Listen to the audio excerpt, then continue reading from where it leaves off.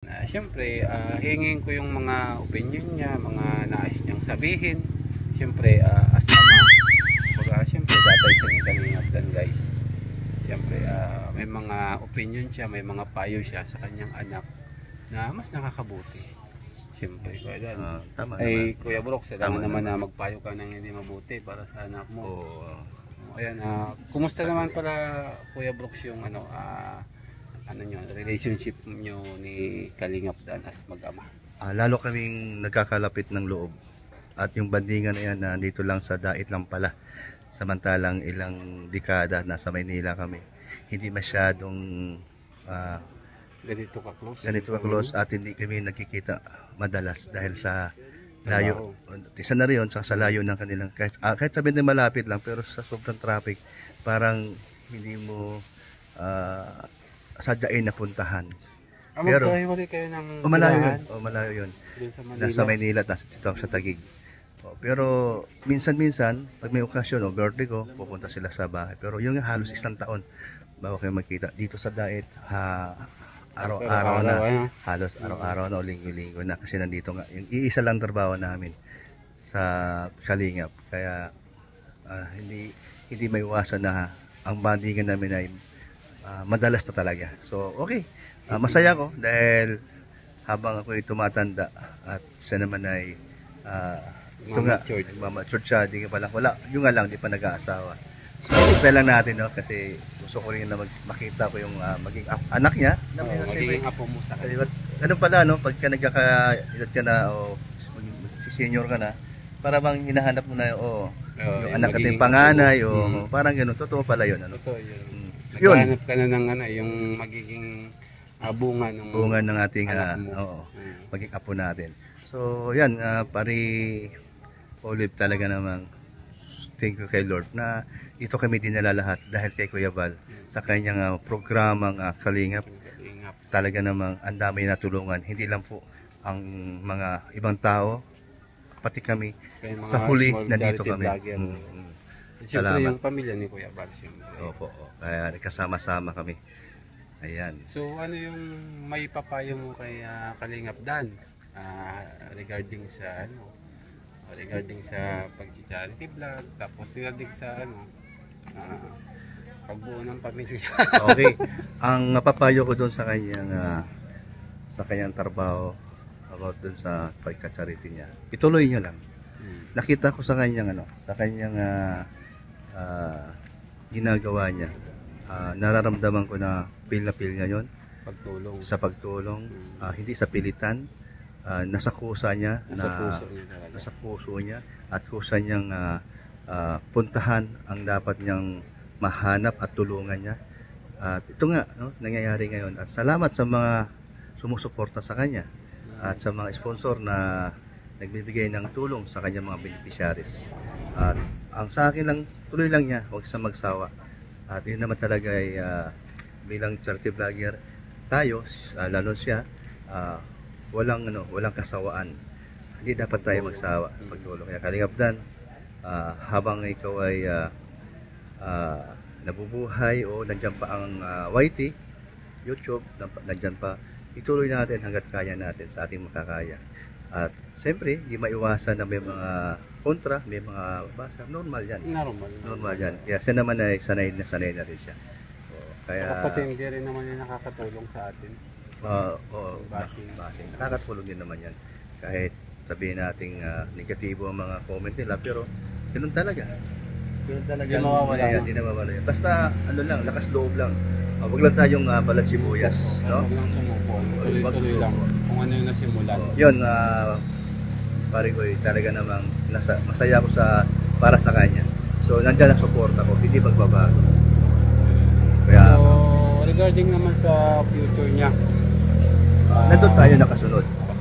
Na kung saan siya masaya doon sa kanyang halimbawa, meron siyang napupusuan, nandun tayo, nakasuporta tayo. Di tayo pwedeng kumontra kasi siya ay nasa tamang edad na. Basta ako, todo suporta na hindi tayo kukontra. Kung saan siya masaya, nakasupport ka lang, Kuya Bro. Although na siya ay naghahanap pa, hindi ko alam kung sino. Uy, sino kaya? Kung sino mapupusuan Baka niya. may alam kayo dyan guys. Baka may alam kayo. Sabihin nyo naman sa amin. Secret na sa amin sabihin niya, Oo. paring Olives. O yan, no? Pero, para sa akin, yung ginagawa niya ngayon, nakasubaybay tayo. Halimbawa lang po, meron siyang pagbabago o nagbago ang kanyang ugali o yumabang, nandito tayo nakakabigay tayo ng paalala sa kanya na huwag magbago, huwag magmayabang. Stay humble. Stay humble lang. Siyempre. Siyempre, nakabantay tayo. And then, basta wag siyang basta-basta gagalaw na hindi maganda. Hindi maganda tingnan sa mga viewers, no? Kasi siyempre, kata ko, minsan nasabi nyo na ganun ako. Pero ang akin man bilang ama ni Dan, at dala naman niya yung capacity ko na kapasidad ko na pagka sinasabi ko yung diretsahan, yun totoo yun. Hindi ako mahilig gumawa ng kwento na hindi totoo. Si Dan, ganun din ang gagawin niya. Tinuturo ako din siya na wag magsisinungaling. Kung ano yung totoo na ugali mo, ituloy mo. Kung ano yung pagkatao mo na hindi ka mahilig na mga mangluloko, hindi ka mahilig manloko sa kapwa mo. Yun ang wag mong gawin. O minsan may mga pagkakataon na niloloko mo ang kapwa mo, or halimbawa parang hindi naman about sa girl, sa babae, kung mayroon man siya, yun ang iniwasan ko na wag mong gagawin kasi may balik yan. Basta kung ikaw may shoot ngayon, may girlfriend ka, hanggang doon ka lang. Hindi ka stay siya doon. So, stay ka doon. Hindi yung mayroon pang may girlfriend tapos magkakagulit. Parang hindi naman. Magkasabay-sabay. Hindi naman Sa tingin ko, hindi naman officially na may girlfriend si yun ang aking binabantayan na kasi nasa social media siya. Yun lang yung ingatan niya. Yung commitment na nakakommit siya sa iba. Tapos maghanap ng iba. So, hindi naman siguro ganun. Kaya tinatanong ko yan sa kapatid niya, kay Hana, sa Maynila pa kami. Wala man daw. Wala man. Kahit ako nasubaybayan ko, kasama ko naman si Kalingap. Alam ko naman guys yung status niya. Kasi kahit sabihin natin ako, nag-asawa ko ng iba, nagkahiwalay kami nung una. Pero hindi sabihin, may dahilan o may third party. Wala. Talaga ganun talaga na hindi kami nakakasundo hanggang umabot sa hiwalayan. Hindi ko naman sila iniwan. Hindi naman ako ang umayaw. At hindi ko naman sila talaga totally na ayaw ko na hindi. So nagkataon lang na hindi magkasundo. Ayun.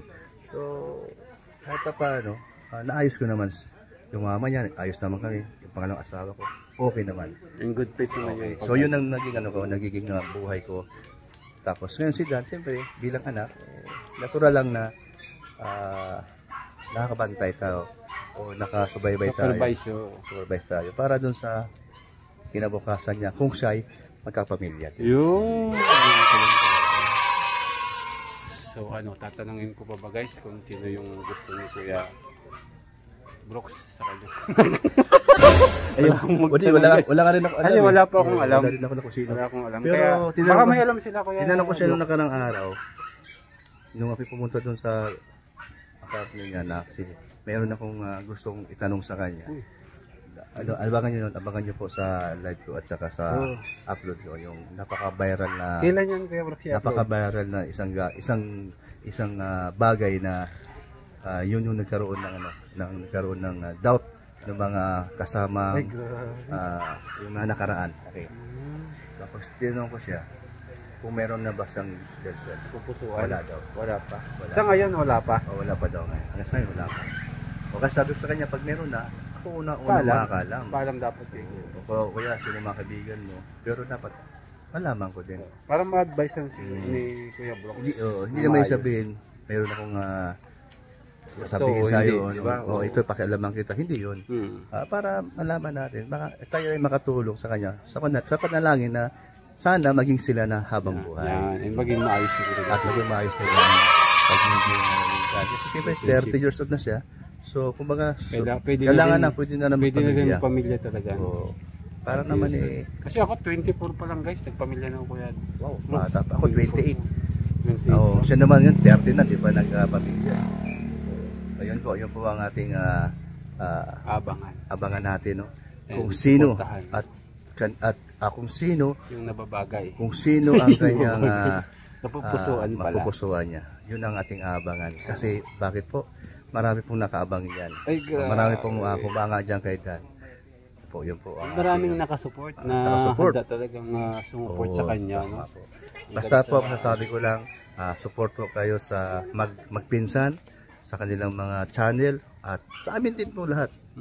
Mga charity vlogger na kasama ni Kuya Bal. Kung maaari lang po.